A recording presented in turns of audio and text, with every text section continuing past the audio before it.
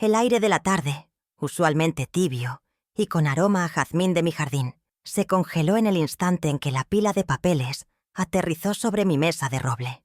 El golpe seco resonó en el silencio de la sala, haciendo vibrar el viejo jarrón de porcelana que mi esposo, que en paz descanse, me regaló en nuestro 20º aniversario. Era mi hijo, Alejandro, de pie frente a mí, con una postura que nunca antes le había visto, sus hombros anchos, su traje caro y una expresión en el rostro tan ajena y fría que por un segundo me pareció un completo desconocido. A su lado, como una sombra elegante y venenosa, estaba su esposa, Renata, con los brazos cruzados y una sonrisita de suficiencia que me heló la sangre. Sentí cómo el calor de mi taza de té se desvanecía entre mis manos, mientras un frío punzante comenzaba a subir desde la planta de mis pies, anunciando la tormenta que estaba a punto de desatarse en el lugar que yo llamaba hogar. «¡Firma la casa ahora, mamá!», gritó, y su voz, esa misma voz que yo había enseñado a decir sus primeras palabras, ahora se usaba como un arma para despojarme. La palabra «mamá» salió de sus labios desprovista de todo cariño. Sonaba hueca, una simple formalidad antes de la estocada final. Cada sílaba era un martillazo en mi corazón. Observé sus ojos, oscuros y brillantes por la codicia, y no encontré ni una pizca del niño al que le leía cuentos antes de dormir, ni del joven al que aconsejé en sus primeras citas. Solo vi el reflejo de una ambición desmedida, una impaciencia cruel que no reparaba en lazos de sangre.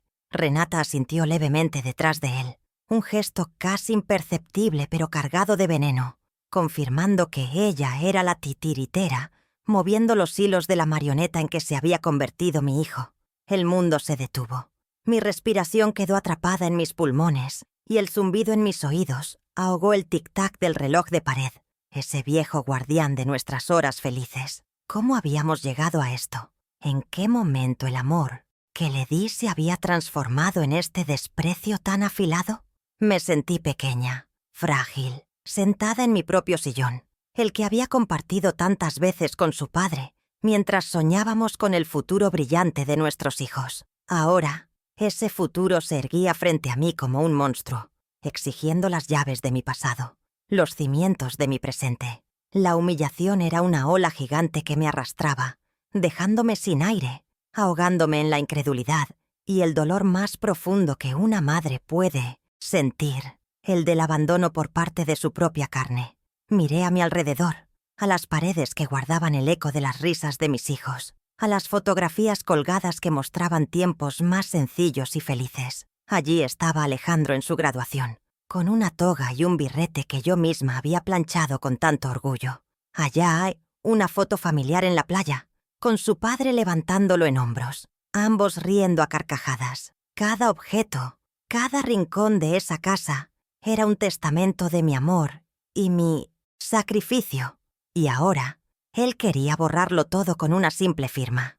Quería convertir mis recuerdos en escombros para construir sobre ellos su imperio de egoísmo. Sentí que no solo me estaba pidiendo las escrituras de una propiedad, sino el acta de defunción de mi propia identidad, de mi rol como matriarca y guardiana de nuestra historia familiar. Renata, incapaz de contener su desdén, paseó su mirada por la sala y soltó con un tono burlón: «Esto parece un museo de cosas viejas, Carmen. Ya es hora de una renovación total». Sus palabras, aunque dirigidas a mí, eran para reforzar la determinación de Alejandro. Cada objeto que ella despreciaba tenía una historia, un valor sentimental que el dinero jamás podría comprar. El tapete tejido a mano por mi abuela, la vitrina con pequeños recuerdos de viajes que nunca pudimos permitirnos, pero que amigos nos traían. Para ella, todo era basura. Sentí cómo sus palabras se clavaban en mi piel como pequeñas agujas de hielo, intentando despojarme de mi dignidad, reduciendo mi vida entera a un conjunto de antigüedades polvorientas que estorbaban en su camino hacia la modernidad y el lujo. Alejandro, envalentonado por el comentario de su esposa, añadió con una crueldad que me dejó sin aliento: «Deberías sentirte afortunada, mamá. Al menos podrás ceder algo útil en tu vida». ¿Algo útil? ¿Acaso las décadas de noches sin dormir, de manos agrietadas por el trabajo, de privaciones para que él tuviera la mejor educación y nunca le faltara nada. ¿No habían sido útiles? En ese instante comprendí la magnitud de su ingratitud. Para él, yo ya no era una persona, sino un obstáculo, un último trámite burocrático que le impedía alcanzar la vida que creía merecer. Me vi a mí misma a través de sus ojos, una anciana aferrada a un pasado irrelevante, una carga que se negaba a desaparecer discretamente. El dolor fue tan agudo que por un momento deseé ser invisible. Mis manos, manchadas por la edad y el trabajo, temblaron ligeramente sobre mi regazo. La pluma que él había colocado junto a los papeles parecía pesar 1 tonelada. Levanté la vista, buscando en su rostro un destello de duda, un mínimo rastro de culpa. Pero no hallé nada. Solo había una determinación fría, una prisa casi febril por terminar con aquello. Me estaba tratando como a una extraña, como a una inquilina morosa a la que se debe desalojar. El amor de madre es incondicional, dicen, pero nadie te prepara para el momento en que esa incondicionalidad es usada en tu contra. Cuando la confianza que depositaste en tu hijo se convierte en la herramienta para tu propia destrucción. Me sentí desarmada, expuesta, como si estuviera desnuda en medio de una plaza pública. Pero entonces, mientras bajaba la mirada hacia la firma que él exigía, una imagen cruzó mi mente. Fue un recuerdo fugaz, casi un susurro del pasado. El rostro amable del abogado Javier Castillo, un viejo amigo de la familia, y las llaves que mi esposo y yo le confiamos hace tantos años. Un juego de llaves que Alejandro desconocía por completo. En medio de la asfixiante humillación, una pequeña brasa comenzó a arder en mi pecho. No era resignación lo que sentía, sino una calma extraña, una certeza silenciosa. Ellos creían tener todo el poder, creían haberme acorralado, pero no sabían que la última jugada, la más importante de todas, todavía estaba en mis manos. Dejé que una lágrima rodara por mi mejilla, una lágrima que ellos interpretaron como derrota, pero que en realidad era el inicio de mi silenciosa batalla. Mi nombre es Carmen Valenzuela. Tengo 73 años y hace 10 que el silencio se apoderó de la mitad de mi cama, cuando mi Ricardo partió de este mundo. Desde entonces vivo sola en esta casa que construimos juntos, no con ladrillos y cemento, sino con sueños y sacrificios. Mis días transcurren entre el murmullo de mis plantas y el eco de los recuerdos, sostenida por una modesta pensión que apenas alcanza, pero que me permite mantener la dignidad que mi esposo siempre valoró por encima de todo. Soy viuda, sí, pero a veces siento que soy más que eso. Soy la guardiana de una historia de amor que se niega a morir, la curadora de un pequeño museo personal, donde cada objeto tiene un alma y cuenta una parte de nuestra vida. La soledad es una compañera constante, a veces apacible, a veces ruidosa, pero he aprendido a conversar con ella, a servirle una taza de café por las mañanas. Mi Ricardo era un hombre bueno, de manos fuertes y sonrisa fácil. Trabajó toda su vida en la construcción, llegando a casa cada tarde cubierto de polvo, pero con los ojos brillantes, llenos de planes para nosotros. Él fue quien plantó el primer rosal en este jardín, diciendo que nuestro amor debía florecer y perfumar el aire incluso en los días más grises. Perderlo fue como si me arrancaran el ancla que me mantenía firme en medio de cualquier tormenta. Durante los primeros años, cada rincón de la casa me gritaba su ausencia. Ahora, su voz se ha vuelto un susurro amable que me acompaña. Me siento a conversar con su retrato, ese que está sobre la chimenea, y le cuento mis preocupaciones. Le pregunto qué haría él en mi lugar. Sé que puede sonar a locura, pero es mi manera de mantenerlo vivo, de sentir que no estoy completamente sola en esto. Mi rutina es sencilla, casi monótona, pero es el andamio que sostiene mis días. Me levanto con el sol antes de que el mundo se llene de ruido. El primer aroma que me saluda es el de la tierra húmeda de mi jardín. Cuidar de mis rosas es mi meditación. Sentir la textura de los pétalos, quitar con cuidado las hojas secas, hablarles en susurros, es un ritual sagrado. Es allí, entre espinas y flores, donde encuentro la paz y pongo en orden mis pensamientos. Luego, la casa me llama. Preparo mi desayuno lentamente, saboreando cada bocado, mientras la radio reproduce melodías de antaño. El resto del día lo dedico a la costura, a remendar alguna prenda o a tejer bufandas que luego regalo. Es una vida pequeña, lo sé, pero es mía, forjada con el hilo de la constancia y la aguja de la paciencia. Siempre he sido una mujer de pocas palabras, de naturaleza tranquila. Prefiero escuchar a hablar, observar a actuar. Recuerdo una vez que una vecina, doña Elvira, perdió su pequeño monedero con el dinero para toda la semana. La pobre estaba desconsolada. Yo, en lugar de sumarme a los lamentos, recorrí en silencio el camino que ella hacía cada día hasta el mercado, mirando bajo cada piedra, cada hoja, hasta que lo encontré. No, hice un gran alarde. Simplemente se lo devolví con una sonrisa. Así soy yo. No creo en los grandes gestos ni en las confrontaciones ruidosas. Creo en la persistencia silenciosa, en la fuerza que reside en la calma. Quizás por eso mi primera reacción ante la agresión de mi hijo no fue un grito, sino un silencio profundo, un repliegue hacia mi interior para evaluar el campo de batalla. Pero esta tranquilidad a menudo se confunde con debilidad, y de eso se han aprovechado. La vulnerabilidad más grande que tengo es este corazón de madre que se niega a creer del todo en la maldad de un hijo.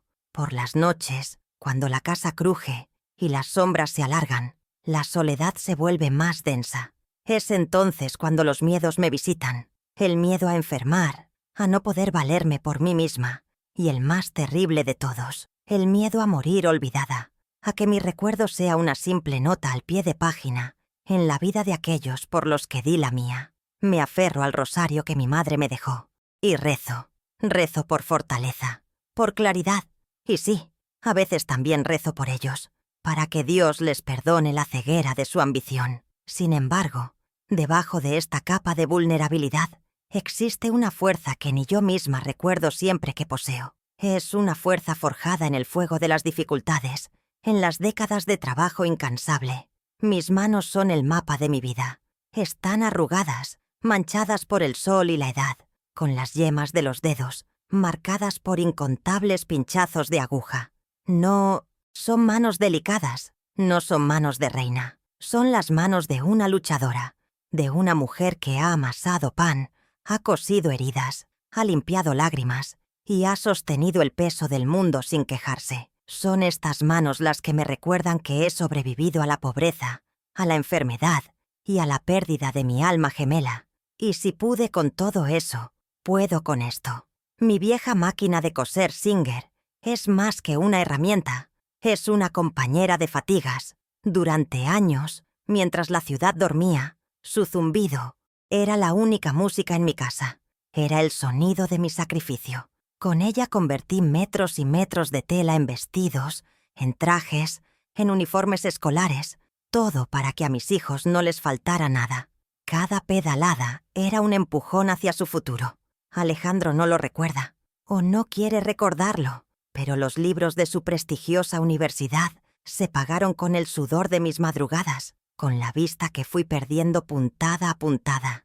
Ese trabajo me enseñó a ser meticulosa, a prestar atención a los detalles, a saber que un hilo suelto puede deshacer la costura más fuerte. Una lección que, sin saberlo, aplicaría a mi vida de formas inesperadas. Las dificultades te enseñan a leer entre líneas, a entender lo que no se dice. Mientras mi marido era todo corazón y franqueza, yo aprendí a ser la estratega silenciosa de la familia. Aprendí a administrar la escasez, a estirar cada centavo como si fuera un chicle, a planificar con meses de antelación. La vida me obligó a ser observadora, a anticipar los problemas antes de que llegaran. Nunca he sido ingenua. He visto la envidia en los ojos de una amiga, la falsedad en la sonrisa de un pariente. Sé que el mundo puede ser un lugar cruel. Por eso, aunque el ataque de mi hijo me desgarró el alma, una parte de mí, la parte forjada en la adversidad, no se sorprendió del todo. Simplemente despertó de su letargo, lista para coser un nuevo plan. Uno donde las puntadas serían invisibles, pero el resultado, inquebrantable.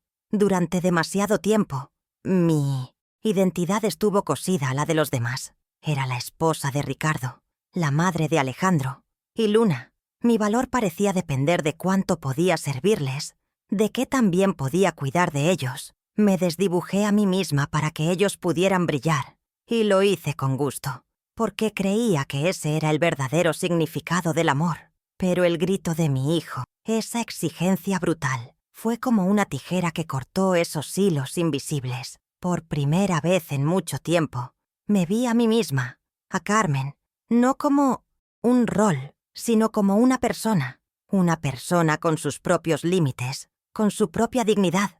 La humillación, por dolorosa que fuera, me estaba regalando algo inesperado, la oportunidad de reclamar mi propio nombre. Así que aquí estoy, Carmen Valenzuela, una viuda de 73 años que ama las rosas y habla con los retratos. Una mujer que parece frágil, como una pieza de porcelana antigua, pero que está hecha del barro más resistente, cocido en los hornos más calientes de la vida. Ellos ven a una anciana fácil de manipular, un último escollo antes de conseguir lo que quieren. No saben que han despertado a la leona que ha dormido durante años, protegiendo en silencio el legado de su manada. Creen que el silencio es mi rendición, cuando en realidad es el taller donde estoy tejiendo, con paciencia y precisión, la red en la que su propia avaricia los hará caer, y les aseguro que será una costura perfecta, sin un solo hilo fuera de lugar. ¿Y tú? ¿Qué habrías hecho en mi lugar? Cuéntamelo. En los comentarios. Si quieres escuchar más historias como esta, suscríbete y acompáñame. En mi vida, he sido bendecida con 2 hijos, aunque a veces parezca que provienen de mundos distintos. Alejandro es mi primogénito, el que siempre tuvo prisa por crecer, por conquistar el mundo, por tener más. Luego está mi Luna, mi hija menor, un alma sensible y artística que vive a cientos de kilómetros de aquí, en una pequeña ciudad costera. A pesar de la distancia, Luna me llama cada domingo sin falta. Y sus cartas, llenas de descripciones del mar y pequeños dibujos en los márgenes, son como un bálsamo para mi corazón. Ella es mi confidente, la única que sabe de mis tristezas, aunque siempre intento no preocuparla demasiado. Es este contraste entre mis 2 hijos lo que hace que la herida sea aún más profunda. Mientras uno me ofrece su corazón a través de un teléfono, el otro se presenta en mi puerta para arrancarme el techo. Alejandro siempre fue brillante, eso no puedo negarlo. Se graduó con honores, consiguió un puesto importante en una empresa de finanzas y escaló posiciones con una rapidez que a mí, secretamente, me asustaba un poco. Su vida es un escaparate de éxito, un coche alemán que brilla bajo el sol, un apartamento minimalista en el centro de la ciudad con vistas panorámicas y ropa de marcas que ni siquiera sé pronunciar. Pero en su afán por acumular logros, parece haber perdido la capacidad de sentir. Para él, todo se ha convertido en una transacción, en un activo que debe ser explotado. Ve mi casa no como el hogar donde aprendió a caminar, sino como un terreno valioso, un capital inmovilizado, que obstaculiza su insaciable sed de crecimiento y estatus social. La verdadera arquitecta de esta frialdad, sin embargo, es Renata. La conocí cuando Alejandro la trajo a casa por primera vez, una mujer de belleza impecable pero con una mirada calculadora que no me pasó desapercibida. Proviene de una familia que lo perdió todo, y en lugar de aprender la humildad, desarrolló un hambre voraz por la seguridad material y el prestigio social. Ve en mi hijo el vehículo perfecto para alcanzar la vida que siente que le fue arrebatada. Su motivación es tan transparente como el cristal. Quiere la casa para venderla y usar el dinero para comprar una propiedad más grande en un barrio exclusivo, para organizar fiestas, para codearse con la gente que ella considera importante. Yo, con mi vida sencilla y mis valores anticuados, soy un recordatorio viviente de un mundo que ella desprecia y quiere dejar atrás a toda costa. Desde que entró en la vida de Alejandro, Renata ha trabajado como una tejedora paciente y letal, enredando a mi hijo en una telaraña de ambición y resentimiento. La he escuchado, cuando creen que no presto atención, susurrándole al oído cómo mi apego sentimental a esta vieja casa está frenando su futuro. Ha sembrado la duda en su mente, presentándome como una anciana egoísta y caprichosa que no comprende el mundo moderno de las inversiones. Ha convertido mis tradiciones en motivo de vergüenza, mis recuerdos en trastos viejos. Ha logrado que Alejandro vea mis sacrificios no como un regalo de amor, sino como una deuda que ahora debo pagarle, permitiéndole disponer de mi único patrimonio.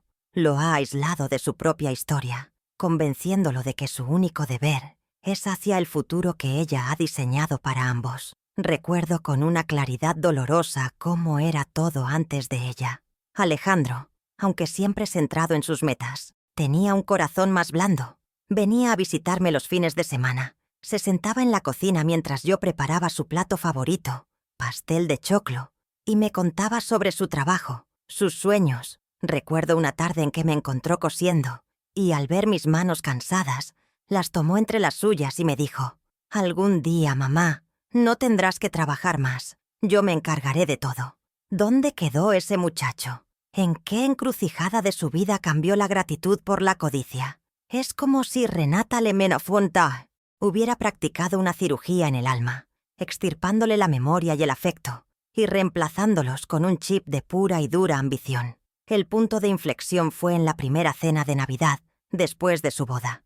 Yo había pasado días cocinando, preparando los platos que a Alejandro le encantaban desde niño. Renata apenas probó la comida, y con una sonrisa condescendiente, comentó en voz alta que mis manteles bordados a mano eran un poco pasados de moda. Esperé que Alejandro me defendiera, que le dijera que esos manteles los había bordado su abuela. En cambio, él guardó un silencio cómplice e incluso desvió la conversación hacia sus planes de comprar un nuevo sistema de sonido para su apartamento. Esa noche, sentada a la cabecera de mi propia mesa, me sentí por primera vez como una extraña en mi hogar. Fue una pequeña traición, sí, pero fue la grieta por donde todo el respeto y el cariño comenzaron a fugarse. La manipulación de Renata es sutil, casi artística en su crueldad. Nunca le dice a Alejandro, oblígala a firmar. En su lugar, utiliza un lenguaje que apela a su ego de hombre exitoso. Frases como: «Mi amor, tenemos que pensar en nuestro patrimonio, en el futuro de nuestros hijos». O: «Es por su propio bien. Carmen necesita que alguien administre sus cosas. Ya no está para esos trotes». Lo hace sentir como el salvador, el hombre inteligente que toma las decisiones difíciles por el bien de todos. Lo convence de que su agresión no es codicia, sino responsabilidad. Y Alejandro, desesperado por cumplir con el rol de triunfador que ella le ha asignado, se traga el anzuelo una y otra vez, sin darse cuenta de que cada paso que da hacia ella es un paso que lo aleja de sí mismo. Así, la situación actual no es una tormenta repentina, sino el huracán que se ha venido formando durante años. Comenzó con pequeñas faltas de respeto, con visitas que se hicieron cada vez más esporádicas, con conversaciones donde solo se hablaba de dinero y propiedades. Pasó por intentos de sugerirme que me mudara a un apartamento más pequeño y manejable, hasta llegar a la exigencia abierta, al grito y al chantaje emocional. La presión de hoy es solo la culminación de un largo asedio, de una estrategia de desgaste diseñada para romper mi espíritu. Creen que después de tanto tiempo estoy agotada, lista para rendirme. Pero se equivocan. No han hecho más que regar la semilla de una determinación que creía marchita y está a punto de florecer. El sacrificio de una madre es una moneda silenciosa. No esperas que te la devuelvan, ni que te paguen con intereses. La entregas con el corazón abierto, creyendo que estás invirtiendo en la felicidad de tus hijos, en un futuro donde ellos no tengan que pasar por las mismas penurias que tú.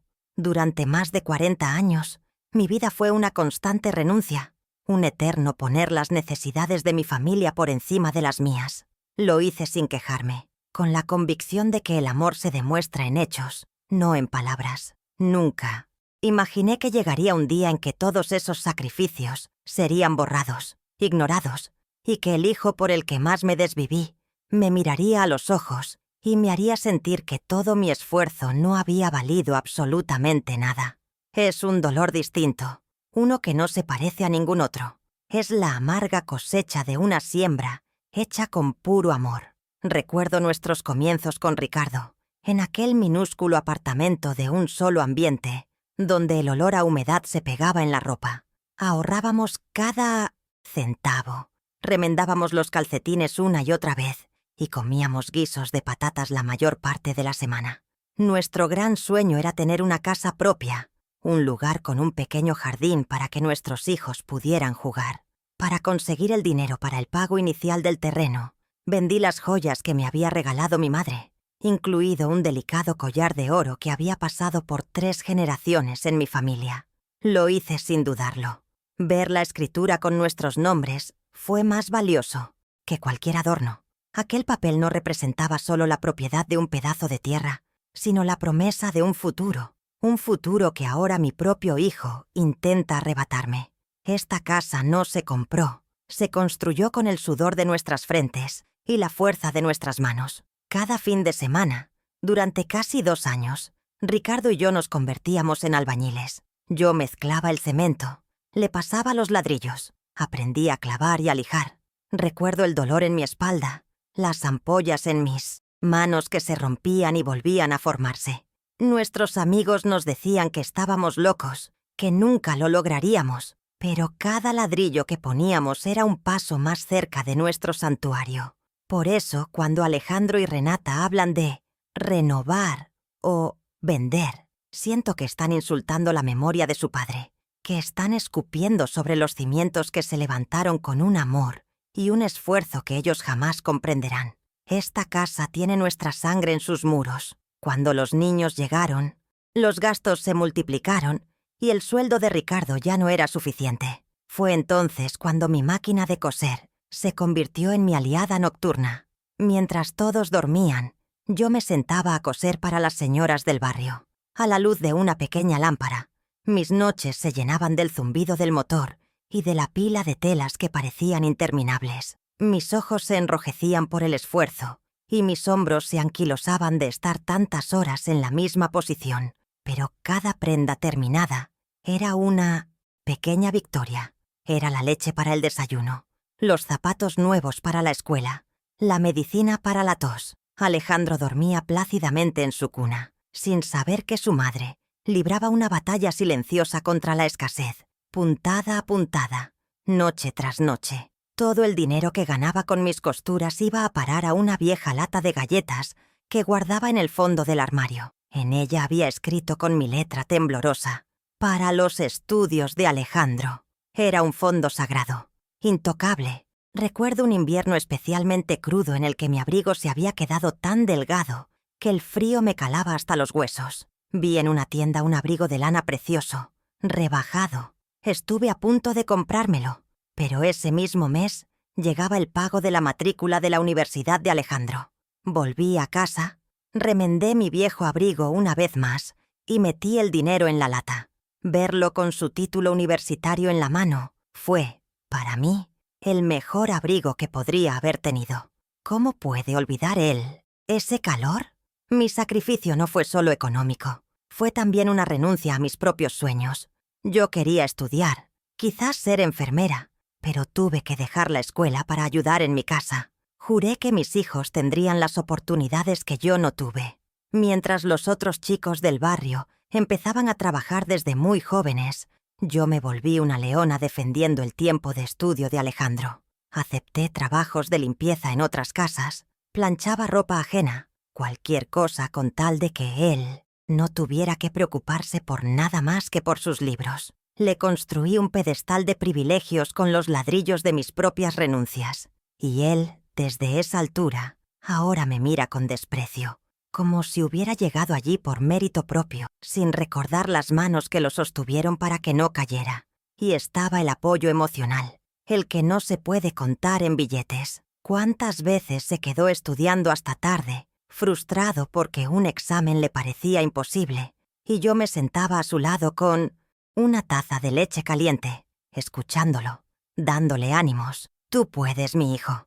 Eres el más inteligente, le decía, aunque mi propio cuerpo me suplicara descanso. Fui su psicóloga, su enfermera, su motivadora personal. Celebré sus triunfos como si fueran míos, y lloré en secreto sus fracasos para que él no se sintiera más presionado.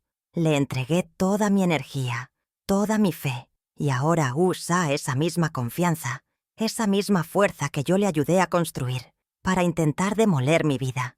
Es la más cruel de las ironías. Por supuesto, todo esto afectó a la familia entera. Luna, mi hija, también entendió desde pequeña que los recursos eran limitados y que la prioridad era la carrera de su hermano mayor. Nunca tuvimos vacaciones en la playa. Nunca compramos un coche nuevo. Nuestro único lujo era la cena del domingo, todos reunidos alrededor de la mesa. Luna, con su sensibilidad, siempre agradeció cada pequeño detalle. Alejandro, en cambio, empezó a ver nuestra modesta vida con cierta vergüenza, especialmente cuando comenzó a frecuentar a compañeros de la universidad que venían de familias adineradas. Creo que fue entonces cuando la semilla de la ingratitud empezó a germinar en su corazón, regada por la envidia y la ambición. Ahora lo veo de pie en mi sala, con su traje de $1000 y sus zapatos italianos, exigiendo lo único de valor material que tengo. Y la imagen es una bofetada. Es la encarnación del contraste más doloroso. El contraste entre mis manos agrietadas y las suyas, suaves y cuidadas. El contraste entre mis noches de insomnio y sus noches de cenas en restaurantes de lujo. El contraste entre mi amor incondicional y su egoísmo calculador. Le di las alas para que volara alto, y ahora ha vuelto, sí, pero no para cobijarme bajo ellas, sino para arrancarme el nido. Quiere borrar el pasado, demoler el punto de partida, porque quizás, en el fondo, se avergüenza de sus orígenes humildes. Lo que más me duele es que nunca le pedí nada a cambio. El amor de una madre es un regalo, no un préstamo que hay que devolver. Mi pago era su felicidad, su éxito. Solo esperaba, quizás ingenuamente, un poco de respeto, un poco de gratitud, un «gracias, mamá», de vez en cuando. Que reconociera que el hombre que es hoy se construyó sobre los cimientos de mis sacrificios. Pero en lugar de eso, recibo gritos, exigencias, desprecio. No solo quiere la casa, quiere reescribir la historia, una donde él es el único héroe y yo soy simplemente un personaje secundario y molesto que se niega a salir de escena. Pero la función aún no ha terminado. Mientras mi hijo y su esposa esperaban mi rendición, con la impaciencia dibujada en sus rostros, mi mente se escapó del opresivo presente y viajó a una tarde lluviosa de hace casi 15 años. Ricardo y yo estábamos sentados en esta misma sala, viendo cómo las gotas de lluvia golpeaban el cristal de la ventana. Él, con su intuición de hombre sabio, suspiró y tomó mi mano. «Carmen», me dijo con una seriedad que no era habitual en él, «hemos trabajado muy duro por todo esto, y el mundo está cambiando. La gente se vuelve más ambiciosa». En ese momento no entendí del todo a qué se refería, pero vi una sombra de preocupación en sus ojos cuando mencionó a Alejandro. «Un día yo faltaré», continuó, «y no quiero que nunca te veas desprotegida, que nadie pueda quitarte la paz que tanto nos costó construir». Pocos días después de aquella conversación, Ricardo me llevó a la oficina de su viejo amigo, Javier Castillo. No era uno de esos abogados modernos con oficinas de cristal y acero. La de Javier era un santuario de madera oscura, olía a cuero y a papel antiguo, y las paredes estaban forradas de libros que parecían contener toda la sabiduría del mundo. Javier no era solo nuestro abogado, había sido el padrino de bodas de Ricardo, un hombre de honor, de esos que ya no se encuentran. Nos recibió con un abrazo, y su mirada transmitía una calma y una confianza que inmediatamente apaciguaron la inquietud que las palabras de mi esposo habían sembrado en mí. Nos sentamos en unos sillones de cuero gastado, y Ricardo, con voz firme, le explicó el motivo de nuestra visita. Fue entonces cuando, sobre la imponente mesa de roble de Javier, se firmó el documento que ahora es mi ancla. Recuerdo el tacto del papel grueso, la caligrafía elegante del notario y el peso de la pluma estilográfica en mi mano. Javier nos explicó los detalles con palabras sencillas, pero hubo un término que se me quedó grabado: usufructo vitalicio. «Tentas». Mi ignorancia sonaba a algo complejo y solemne.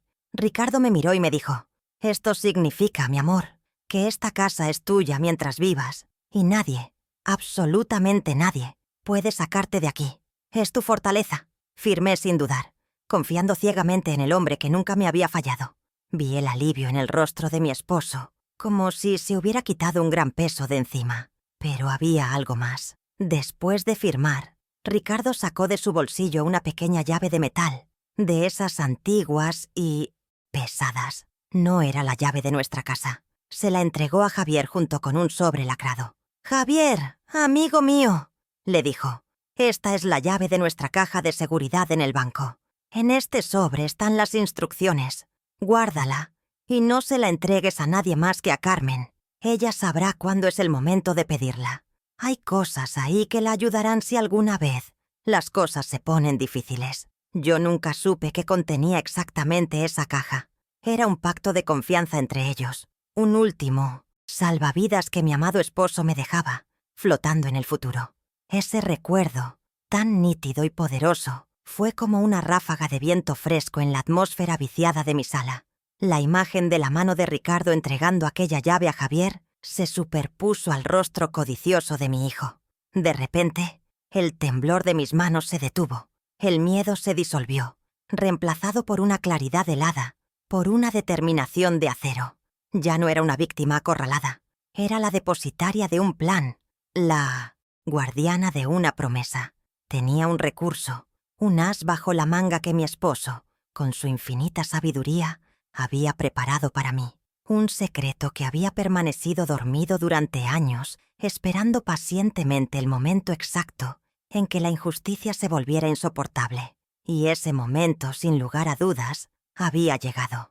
Levanté la vista del fajo de papeles que Alejandro había traído y lo miré directamente a los ojos. Dejé que viera mi aparente fragilidad, mi supuesta derrota. Con una voz que sonó queda pero firme, pronuncié las palabras que sellarían su efímero triunfo. «Está bien, hijo», dije, y vi cómo una sonrisa de victoria se dibujaba en su rostro y en el de Renata. «Si quieres, lo vemos con el abogado». El alivio en la habitación fue casi palpable.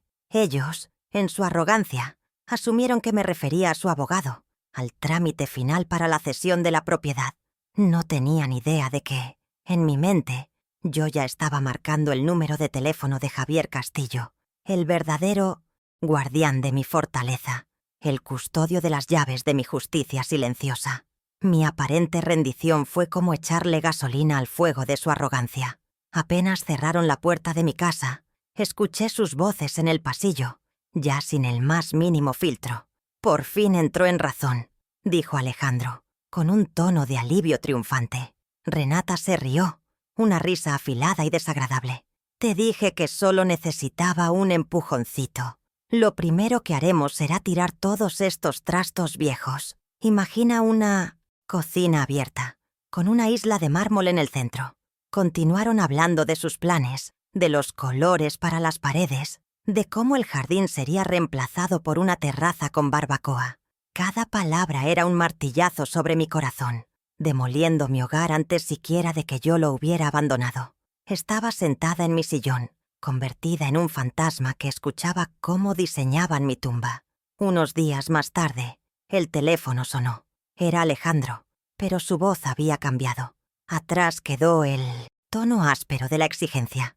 Ahora era meloso, empalagoso, un veneno cubierto de azúcar. «¿Cómo está la mamita más linda?», dijo, usando un apelativo que no le escuchaba desde que era un niño.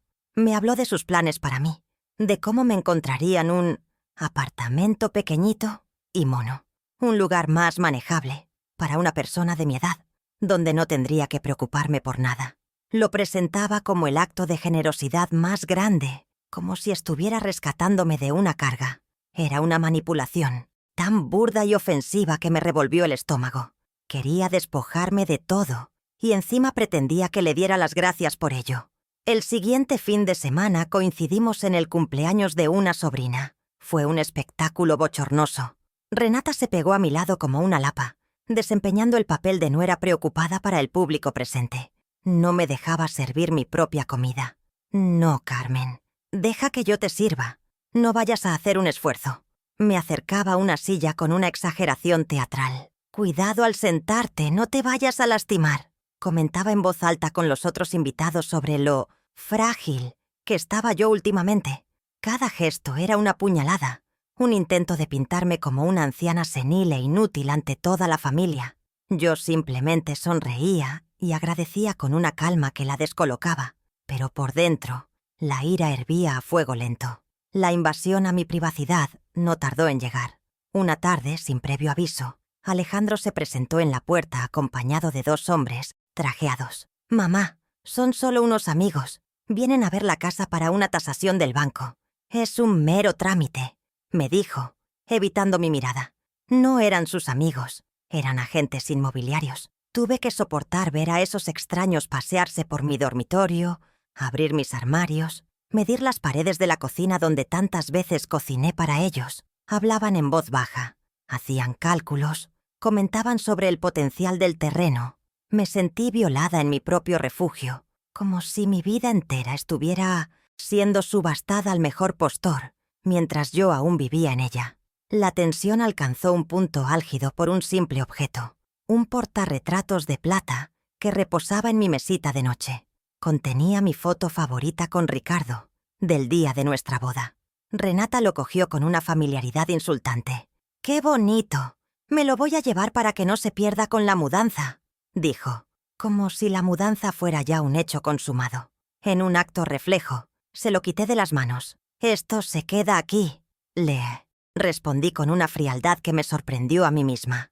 Nos quedamos mirando fijamente por unos segundos, ella con incredulidad y yo con una determinación inquebrantable. Fue una pequeña escaramuza, pero ambos entendimos que la guerra había sido declarada por algo más que ladrillos y cemento.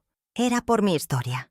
Pocos días después, Alejandro insistió en acompañarme al banco. Su excusa era que quería ayudarme a organizar mis finanzas para la transición. Su verdadera intención era averiguar cuánto dinero tenía y, si era posible, obtener algún tipo de poder sobre mis cuentas. Frente a la joven cajera, él habló por mí, explicando que su madre era ya muy mayor y que él se haría cargo de todo. La empleada me miró, visiblemente incómoda. Fue entonces cuando hablé, con la voz clara y fuerte. «Le agradezco mucho la preocupación a mi hijo, señorita, pero soy perfectamente capaz de manejar mi propio dinero». La cara de Alejandro se contrajo en una mueca de furia y humillación. Salimos del banco en un silencio sepulcral que presagiaba una nueva ofensiva. A partir de ese día, sus llamadas se volvieron una tortura diaria. La falsa dulzura desapareció por completo, dando paso a una presión psicológica brutal. Inventó deudas imaginarias de su padre, problemas financieros en su empresa, crisis que solo la venta rápida de la casa podría solucionar. Intentaba hacerme sentir culpable, como si mi negativa a firmar estuviera llevando a la familia a la ruina. «¿No entiendes, mamá? Esto es para salvarnos a todos. ¿O es que tu egoísmo es más grande que el amor por tu hijo?», me gritó en una ocasión. Cada llamada era un intento de demolición, un ataque directo a mi conciencia de madre, usando el chantaje emocional como su arma más vil. El siguiente paso en su estrategia fue intentar aislarme de mi única aliada. Mi hija Luna me llamó una noche, con la voz cargada de preocupación. Me contó que Alejandro la había llamado, pintándole un cuadro desolador. Le dijo que yo no estaba bien, que me estaba volviendo paranoica y olvidadiza, que me negaba a aceptar una ayuda que era por mi propio bien. Intentó ponerla en mi contra, convencerla de que lo apoyara en su decisión de vender la casa. Afortunadamente, Luna me conoce bien y no creyó sus mentiras, pero me dolió hasta el alma saber que mi hijo era capaz de usar la calumnia y la difamación para lograr sus fines, incluso con su propia hermana. La guerra de desprestigio se extendió a mi entorno. Un día, en el mercado del barrio, me encontré con mi vecina de toda la vida, doña Consuelo. Con una cara de sincera preocupación, me preguntó si era cierto que me iba a mudar. «Renata me contó que estás un poquito enferma y que Alejandro te has encontrado una residencia asistida preciosa», me dijo. Me quedé sin palabras. No solo querían mi casa, sino que estaban asesinando mi reputación, esparciendo el rumor de que yo era una enferma incapaz de valerse por sí misma. Querían que la sociedad me viera como ellos querían verme, como una carga. Así, cuando finalmente me echaran, nadie se sorprendería. Todos pensarían que era por mi propio bien. El golpe más cruel, sin embargo, fue un acto de maldad disfrazado de accidente. Una tarde que Renata vino con Alejandro, mientras caminaba por la sala, Hizo un movimiento torpe y golpeó el viejo jarrón de porcelana que Ricardo me había regalado, el que había estado en mi familia por generaciones. La pieza se hizo añicos contra el suelo. «¡Uy, qué pena! Con lo viejo que... era», dijo, con una expresión que era de todo menos de arrepentimiento. El sonido de la porcelana rota fue el sonido de mi corazón, partiéndose una vez más. Supe en ese instante que no había sido un accidente. Fue un acto deliberado, un mensaje claro. Si no te rindes, destruiremos uno por uno todos los tesoros de tu corazón hasta que no te quede nada. La presión llegó a su clímax con un ultimátum. Alejandro me llamó. Su voz era gélida, desprovista de toda emoción. «Mamá, he fijado la cita con el abogado para este viernes. Espero que estés allí y que firmes sin más dramas. Si no lo haces, que sepas que mis abogados ya están estudiando la forma de solicitar tu incapacidad legal por senilidad. Tú eliges si quieres que esto sea por las buenas o por las malas. La amenaza final, la bomba atómica, no solo me quitaría la casa, sino que me arrebataría mi propia autonomía, mi derecho a decidir, mi identidad como persona cuerda y capaz. Me convertiría legalmente en una niña a su cargo, incluso en público. La humillación no cesaba.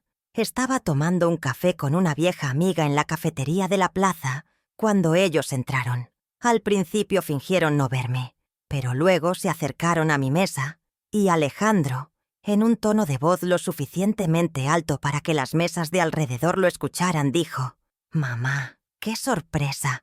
No deberías andar sola por ahí, con lo fácil que es que te desorientes». Mi amiga lo miró con indignación, pero yo mantuve la calma. Era otra pieza más en su campaña para demostrar que yo no estaba en mis cabales. Querían crear un consenso social que justificara la atrocidad que planeaban cometer.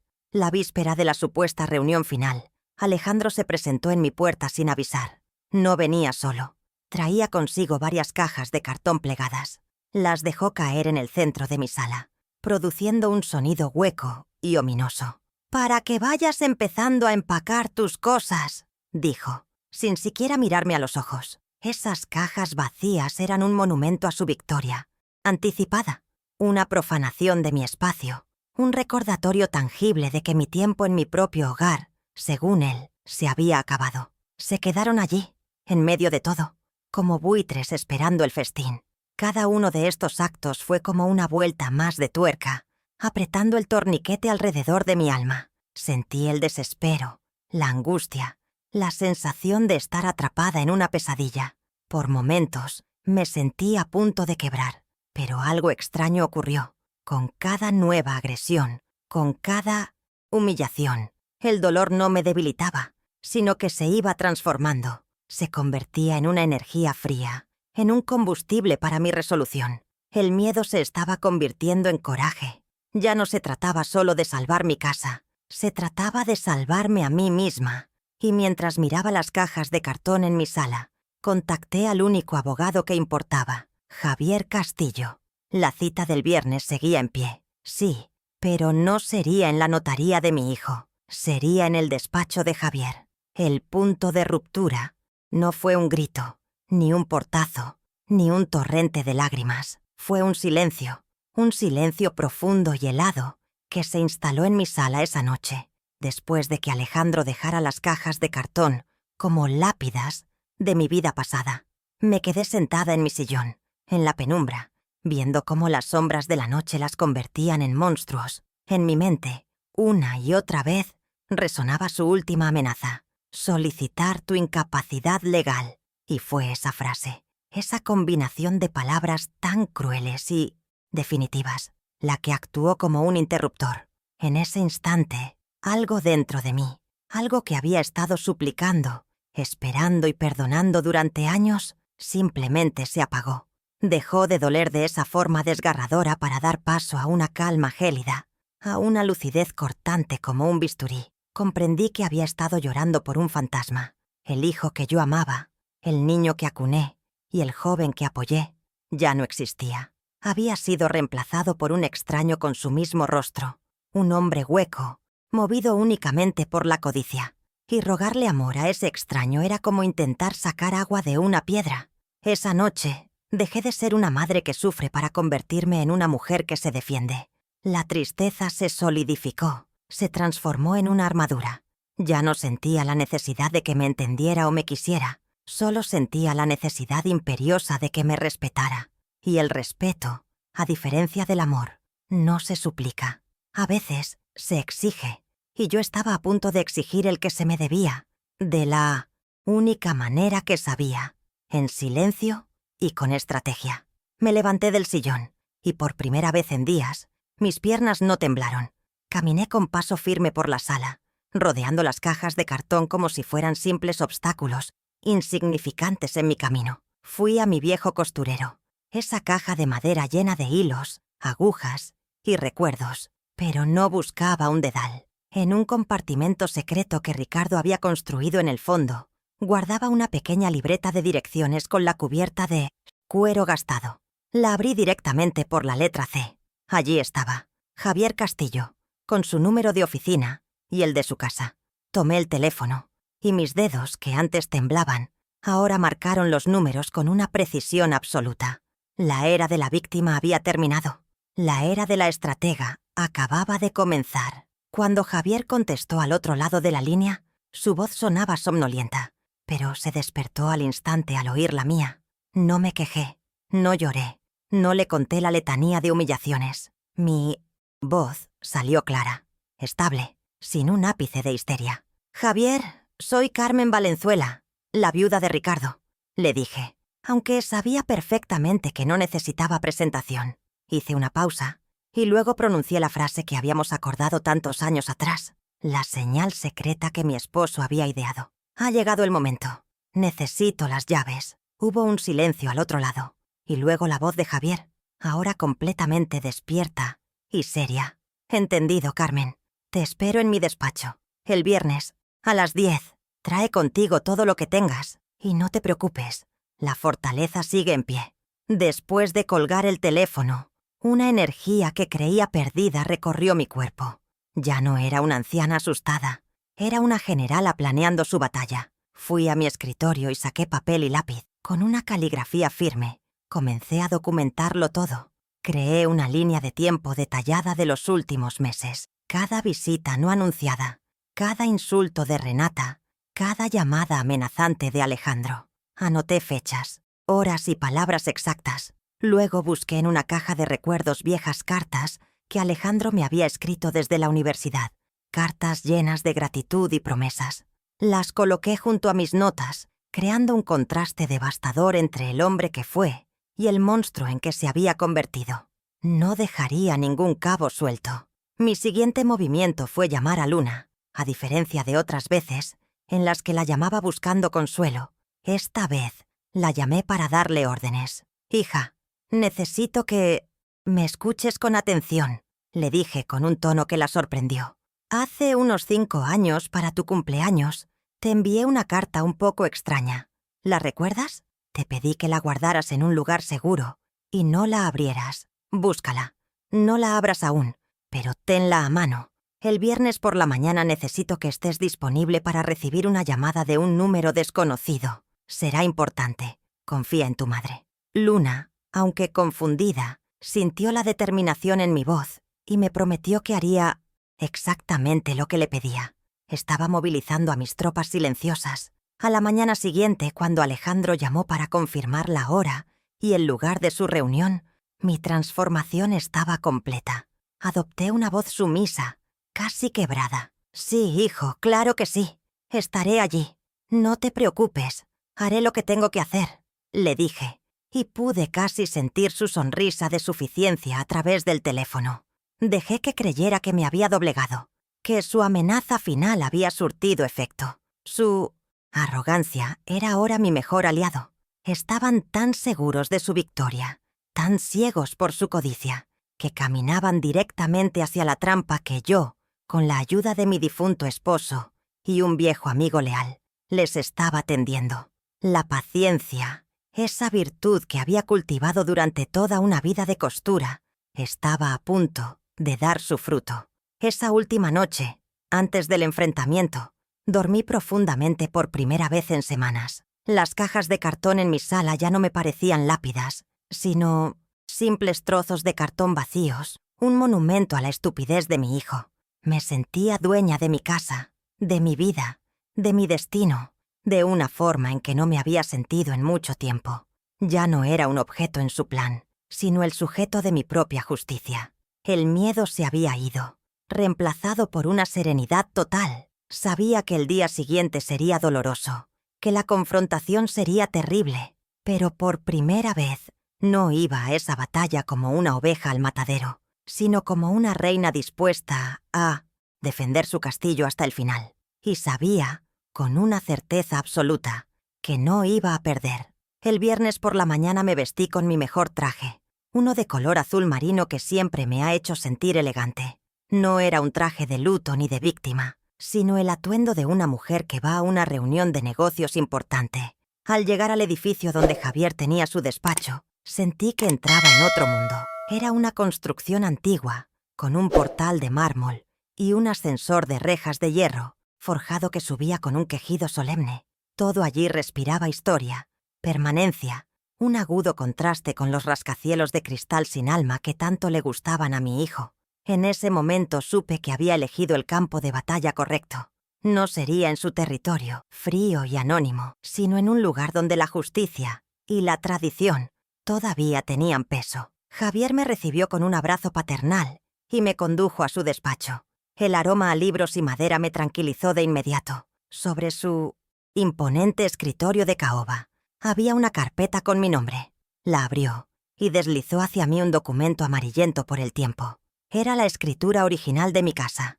Con su dedo señaló una cláusula específica, subrayada con tinta antigua. Aquí está, Carmen, usufructo vitalicio. Esto es inamovible, más fuerte que cualquier testamento. Significa que mientras tú respires, eres la única dueña y señora de esa casa.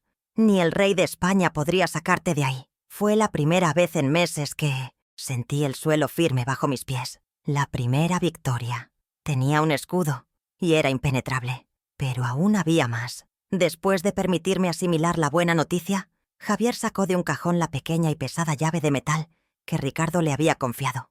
Me la entregó. Sentir su peso en mi palma fue como recibir un mensaje directo de mi esposo, desde el más allá. Ricardo me hizo prometer que iría contigo al banco cuando llegara el momento.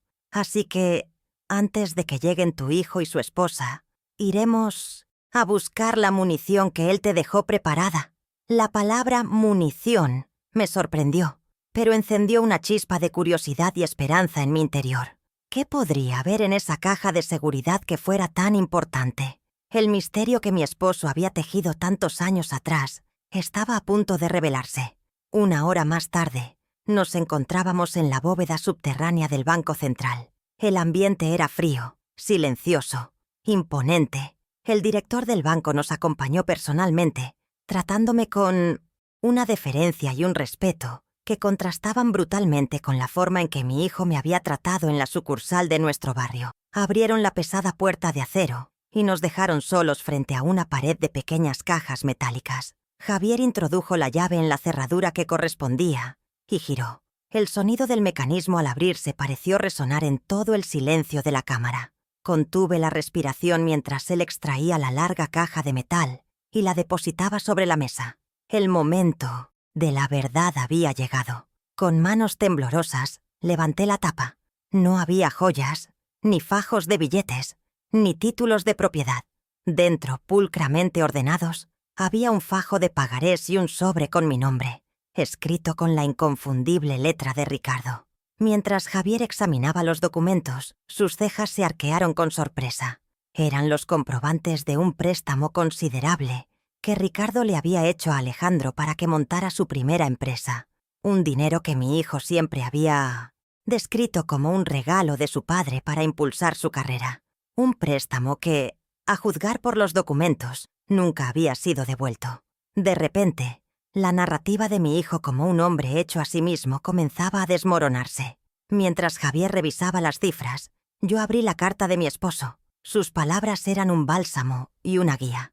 Me explicaba que nunca había querido usar esos pagarés para avergonzar a Alejandro, que su intención siempre fue romperlos una vez que el negocio de nuestros hijos fuera estable. Pero conozco su ambición, escribía, y me aterra que un día esa ambición lo ciegue y lo haga olvidar de dónde viene. Te dejo estas armas no para que busques venganza, mi amor, sino para que defiendas tu dignidad. Úsalas solo si intenta pisotear el hogar que construimos. Recuérdale que los cimientos de su éxito se levantaron con nuestro apoyo. Lloré, no de tristeza, sino de gratitud por el hombre que, incluso después de muerto, seguía cuidando de mí. Armados con la verdad, regresamos al despacho de Javier. Nos sentamos a esperar. Faltaban 10 minutos para la hora acordada cuando sonó el teléfono. Era Alejandro. Javier puso el altavoz. La voz de mi hijo sonaba irritada, autoritaria. ¿Dónde se han metido? Llevamos un rato esperando en la notaría. Javier, con una calma que lo desarmó, respondió. Buenos días, Alejandro.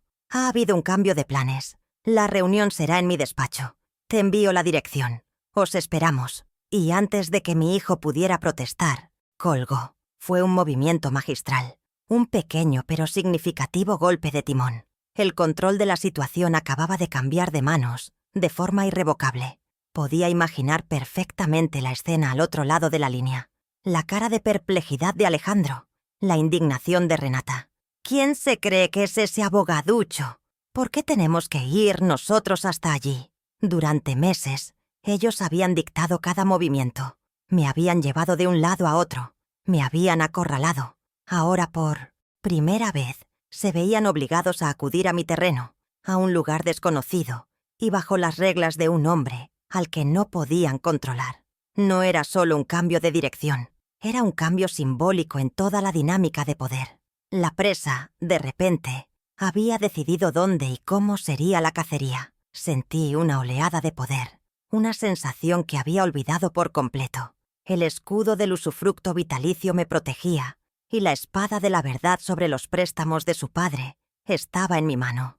Ya no era la viejecita asustada que se encogía ante sus gritos. Era Carmen Valenzuela, la esposa de Ricardo, la matriarca de la familia, la dueña legítima de mi hogar y de mi historia.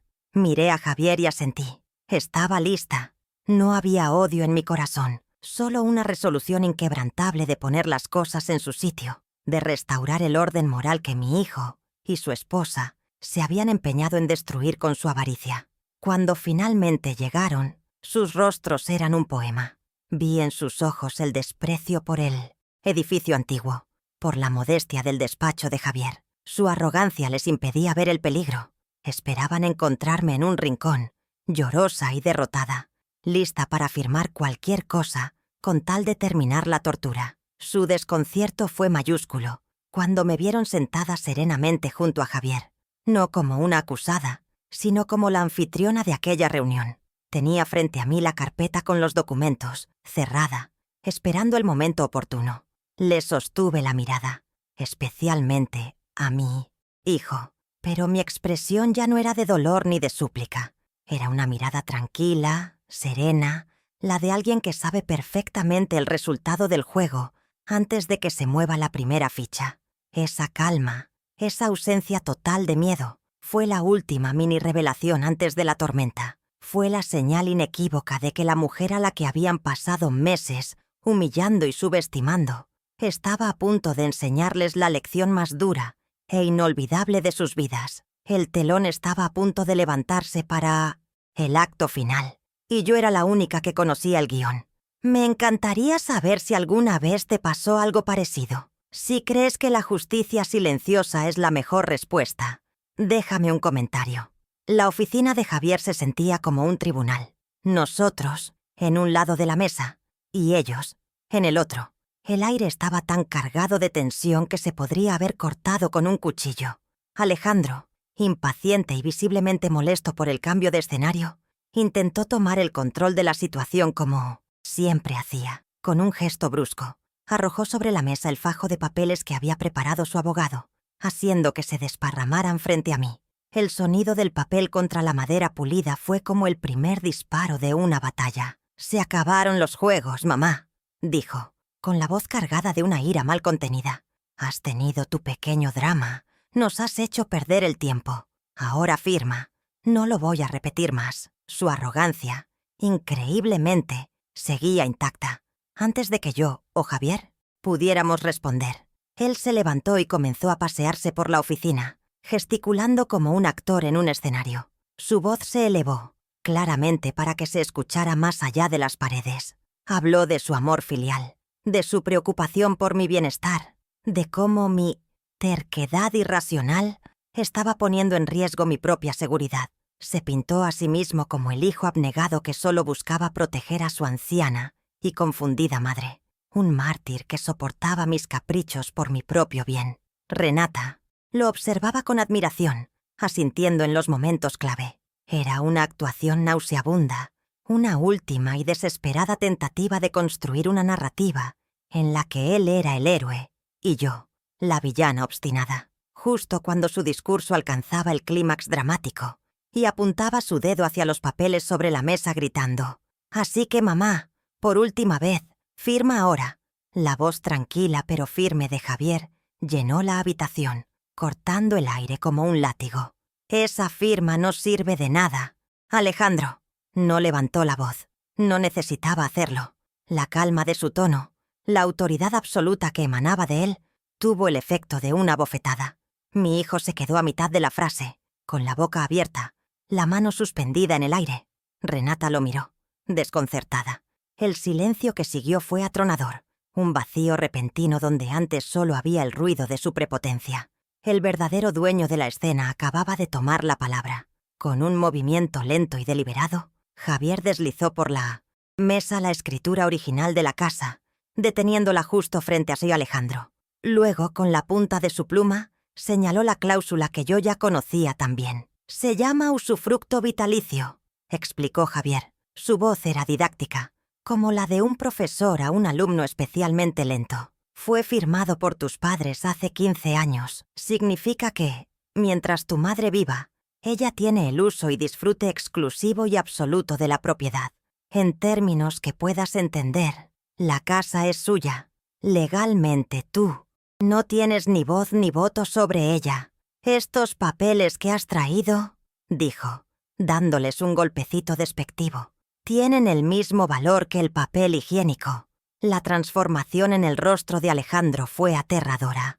La incredulidad dio paso a una confusión furiosa y, finalmente, a una rabia pura y animal. Agarró el documento con manos temblorosas, sus ojos recorriendo las líneas como si no pudiera creer lo que leían. Su cara se congestionó, adquiriendo un tono rojizo. Renata se abalanzó sobre el papel, susurrando con veneno: «Es imposible. Es un truco, una falsificación». Su mundo de planes y sueños de mármol y fiestas exclusivas se estaba derrumbando ante sus ojos, demolido por un párrafo de tinta vieja en un papel amarillento. La victoria que habían saboreado durante semanas se había convertido en cenizas en su boca. Fue entonces cuando hablé yo. Mi voz no tembló, salió serena, cargada con el peso de la verdad. «No es ningún truco, Renata», dije mirándolos a ambos. Luego fijé mis ojos en mi hijo. «Y no lo hice yo sola. Lo hicimos tu padre y yo, juntos». Hice una pausa, dejando que las palabras calaran. «Él siempre se preocupó por tu ambición, hijo. Temía que un día te cegara y te hiciera olvidar lo que de verdad importa. Esta fue su manera de proteger nuestro hogar, de protegerte a ti de tu peor enemigo, tú mismo». Cada palabra era una verdad que él había intentado enterrar, y verlo retorcerse bajo su peso fue la justicia más amarga y necesaria que podía imaginar. Mientras Alejandro balbuceaba, buscando una respuesta, una excusa, Javier asestó el segundo golpe. Abrió la otra carpeta, la que contenía los pagarés. «Y ya que estamos aclarando la historia familiar», dijo con una calma glacial, «hablemos de los cimientos sobre los que construiste tu admirable carrera». Puso sobre la mesa, uno por uno, los documentos firmados por Alejandro, las promesas de pago a su padre. Una deuda considerable, que según mis registros jamás fue saldada.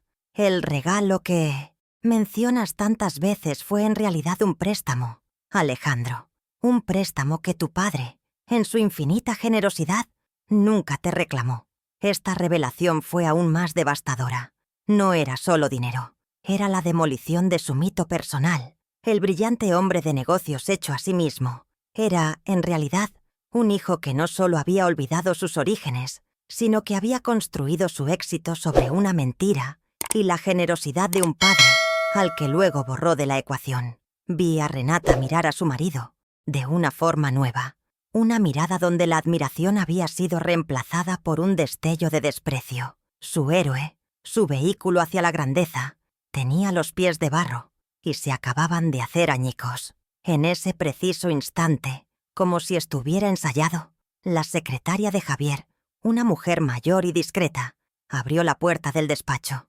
«Don Javier, ¿les traigo un café?», preguntó, aunque su mirada lo abarcó todo. El rostro desencajado de mi hijo, la furia impotente de Renata, los papeles esparcidos sobre la mesa. Su pregunta quedó flotando en el aire, mientras el sonido de la humillación de mi hijo llenaba el silencio. La confrontación, que hasta entonces había sido privada, acababa de adquirir un testigo. La derrota ya no era íntima, sino pública. Finalmente recogí la escritura de mi casa, el escudo que mi esposo me había legado. Me levanté, sintiéndome más alta y fuerte que nunca. Miré a mi hijo, y para mi sorpresa, no sentía rabia, sino una profunda y dolorosa lástima. «Nunca quise este dinero, Alejandro. Nunca quise nada de esto», le dije, mi voz ahora suave. «Solo quería un poco de respeto. El respeto que se le debe a una madre. El respeto que le debías a la memoria de tu padre». Me di la vuelta, y con Javier a mi lado, caminé hacia la puerta, dejando atrás a mi hijo, de pie en medio de las ruinas de su propia arrogancia, completamente y absolutamente derrotado. La salida de mi hijo y su esposa del despacho de Javier fue un espectáculo silencioso y patético. No hubo gritos ni insultos, simplemente se levantaron, con los rostros pálidos y los hombros caídos, y salieron sin mirar a nadie. La pérdida más evidente para ellos fue material. La casa, el dinero, el sueño de una vida de lujo construido sobre mis ruinas, todo se había evaporado. Pero la pérdida verdaderamente devastadora fue la simbólica.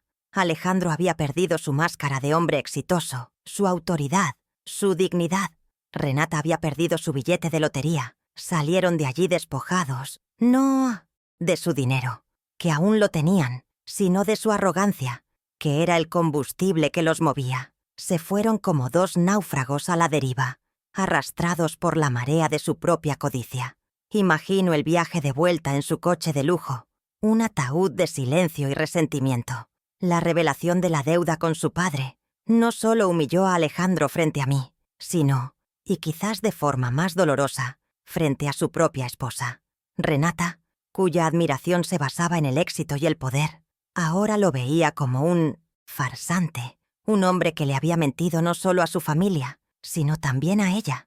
Puedo oír sus recriminaciones silenciosas, las miradas de desprecio. Su alianza, forjada en el metal frío de la ambición, comenzó a oxidarse en ese mismo instante. Cuando un pacto se basa únicamente en el beneficio mutuo, la primera derrota se convierte en una sentencia de muerte. Su castillo de naipes se había derrumbado, y ahora se culpaban el uno al otro por el soplo de viento. Esa tarde, cuando volví a casa, crucé el umbral de una forma diferente.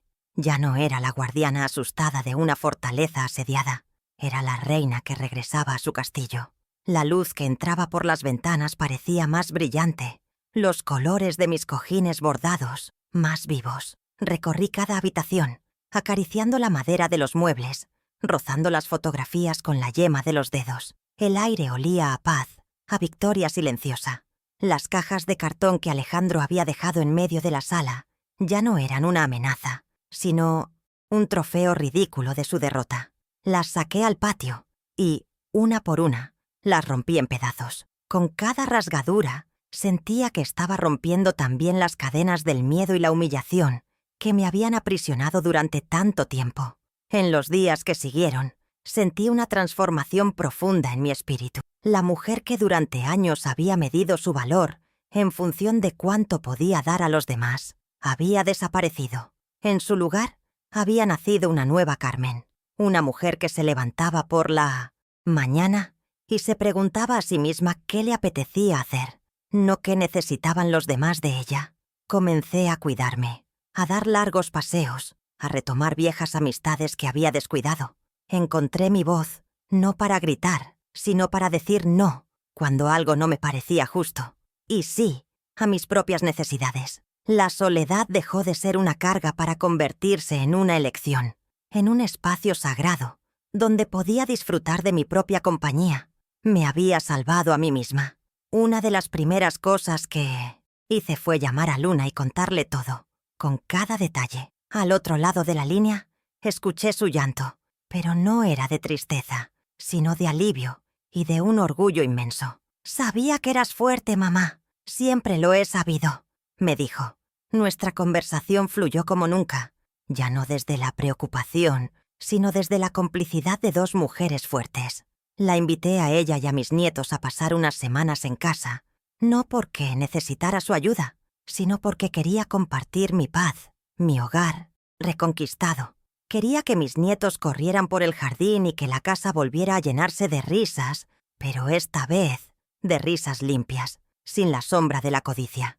Pasaron varias semanas antes de que Alejandro volviera a dar señales de vida. Un día, el teléfono sonó, y era él. Su voz era irreconocible. No había ni rastro de la arrogancia ni de la falsa dulzura. Era el tono hueco y cansado de un hombre que ha perdido una guerra.